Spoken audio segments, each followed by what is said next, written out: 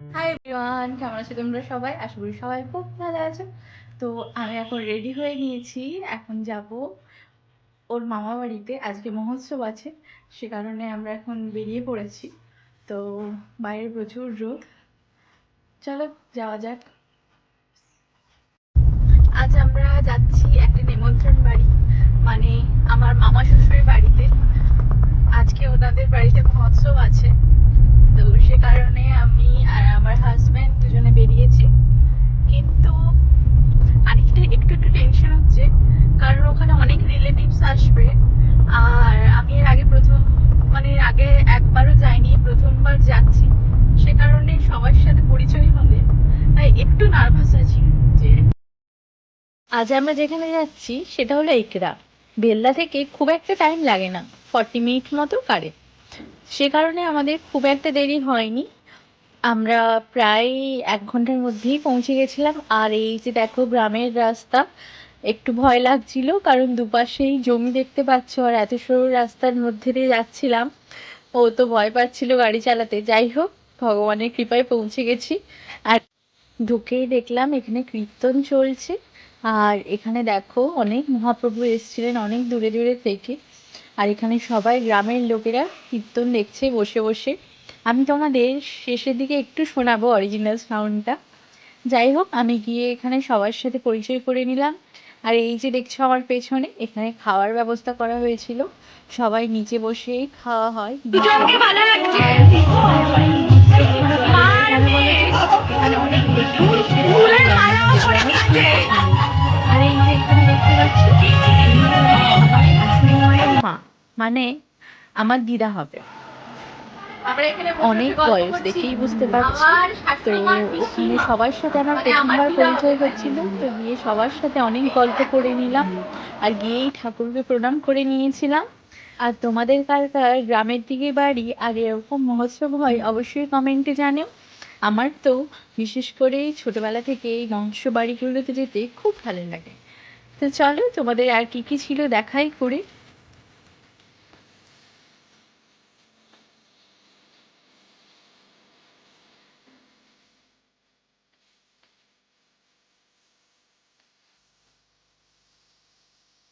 ঘোরাঘুরি কমপ্লিট হয়ে গেছে, এখন আমরা এখানে চলে এসেছি খেতে।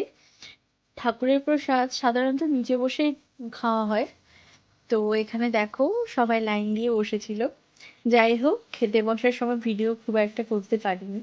খাওয়া দাওয়া কমপ্লিট করে নেওয়ার পর একটু আমরা ঘরে গিয়ে বসেছিলাম। তারপরে চলো এখানে কি কি কীর্তন হচ্ছে তোমাদেরকে ঘুরে ঘুরে দেখায়। আর এই যে বোনটি, সে আমার সাথে প্রথম থেকে ছিল, আর ও খুব কিউট। যাই হোক, চলো বাকিদেরকে দেখাই। এখানে দেখো সবাই কত ডান্স করছে, যেহেতু আজকে মহোৎসবের শেষ দিন, আর সে কারণে আজকে সবাই খুব হ্যাপি। সে কারণে দেখো সবাই কত সুন্দরভাবে ডান্স করছে। আর এখানে এখানে ভগবান শ্রীকৃষ্ণ আর রাধা সে ছিলেন, তো সে কারণে সবাই মাথায় ফুল ছুঁছিল। আর চলুন বাকিরা কি করছিল মহোৎসবে সেটা আপনাদেরকে দেখায়।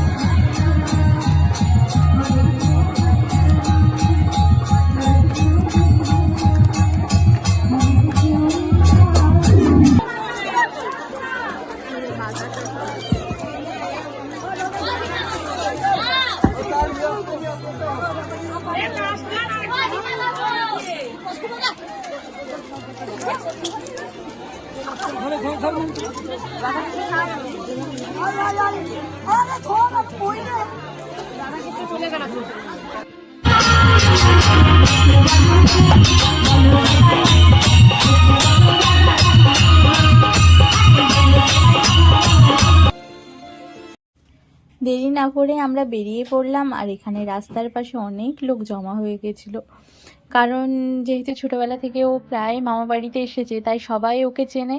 আর যেহেতু বিয়ের পর ও প্রথম এসেছে তাই নতুন বউকে দেখার জন্য অনেক লোক চলে এসেছিল। যাই হোক, মা যেহেতু বাবার বাড়িতে এসেছে অনেকদিন পর, তাই মা এখনো 2-3 দিন থাকবে। যাওয়ার পথে সামনেই একটা মন্দির আছে, তো চলো ওই মন্দিরটায় আমরা যাব, তারপরে বাড়ি ফিরে যাব। ভিডিওটা ভালো লাগলে অবশ্যই কমেন্টে জানিও, আর তোমাদের কার কার ওখানে এভাবে মহোৎসব হয় অবশ্যই কমেন্টে জানিও। সবাই খুব ভালো থেকো, দেখা হচ্ছে তোমাদের সাথে পরের নতুন কোনো ভিডিওতে।